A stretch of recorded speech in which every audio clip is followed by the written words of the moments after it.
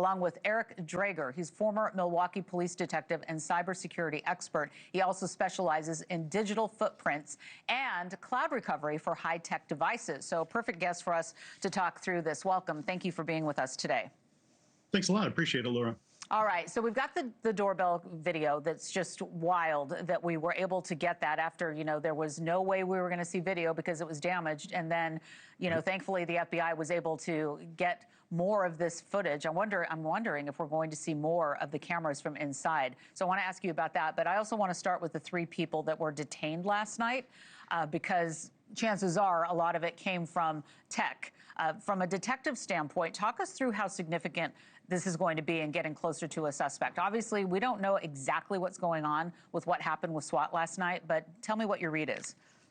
Yeah, the operation last night, where we have 3 people detained, not necessarily arrested. My understanding is the latest is possibly one of those people has been released. That is a significant operation because you saw things like the surveillance plane was in the air before the search warrant. That's what we refer to as pre-warrant surveillance. So you're wanting to watch the house to see who's coming in and out before you're executing the search warrant. And then, of course, the large operation with the SWAT team, that's actually very normal for search warrants, only because that's what the SWAT teams do every day is do search warrant entries. It's kind of their bread and butter of their operation. They're not always doing run and gun type SWAT activities. A lot of times it's doing the initial entry on search warrants. That's kind of their full-time job. Yeah. So that's pretty normal. But the fact that there was a follow-on team that was processing that scene for evidence is significant because that means it's not just the sheriff's office wanted to go to the house to have a chat with those folks. They're expecting that evidence was going to be on scene. And in fact, they had to get a search warrant signed off on by a judge that indicates that there's evidence or that there's probable cause for evidence at that particular scene.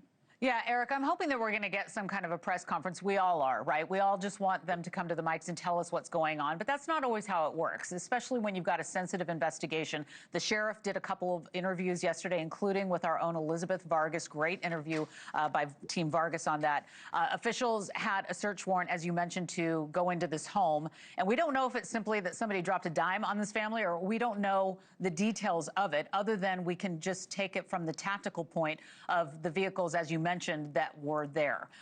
So you mentioned the evidence team that was there. There was, a bomb equipment that came there as well. We just talked to a neighbor on our air, and that we're looking at his footage now. This is a quiet, secluded neighborhood in the Catalina foothills, and all of a sudden, boom, you've got this huge police presence going on. So let's talk more about what we saw last night, and if there was anything else that stuck out to you. Well, I think one of the things, if they had suspected or had evidence that, for example, this was definitely the suspect and they were probably armed or something to that effect, you might have seen that search warrant be executed differently. Perhaps with that's where you get into the territory where no-knock search warrants can be authorized. Sometimes you'll hear those start with a concussion grenade. We call that a flashbang. And that would be very noticeable to the neighbors. We didn't hear evidence that that was the case. I'm sure that would have been noted because it could be noted for many multiple blocks when something like that goes off. Yeah. So that tells me that, okay, this wasn't likely the primary, or they didn't have evidence of that necessarily. Okay. That doesn't mean that the people are not, they may have evidence related to the case. And of course, that's exactly what the detectives are talking with these folks about, probably even while we speak. Yeah, before I let you go, I've got to ask you about the video footage of the suspect by the door, because, we were told that it wasn't going to be retrievable. Then we got it. Now we know that there are cameras that were inside Nancy Guthrie's home. We're not sure. We heard that those were destroyed. There might be cameras in the back. I keep waiting to see a video of Nancy Guthrie being dropped off the night before she was reported missing, right? We heard that she was having dinner with her family down the road. She was dropped dropped off, went in through the garage is what it sounds like. How likely is it that we're going to see that video? Do you think that that's recoverable video as well? That's a great question.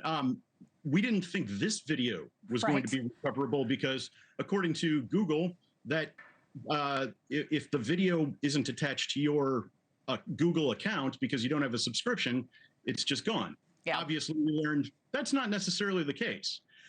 My understanding was they did note that she was dropped off, and I believe the garage door opened and closed. Yes. That might indicate she might not be on this door camera. Yeah. Is what I was thinking there. But the fact that this video exists, perhaps other video exists, and one of the angles that I'm interested in is if that suspect took that camera off the door, that camera has a battery in it, which means it may also have been recording audio even after it was taken off the wall. That will be an interesting angle to see if that's recoverable in the same way that this video was as well. Thank you for watching. Subscribe below and download our NewsNation app right now on your phone, and you will get fact-based, unbiased news for all Americans.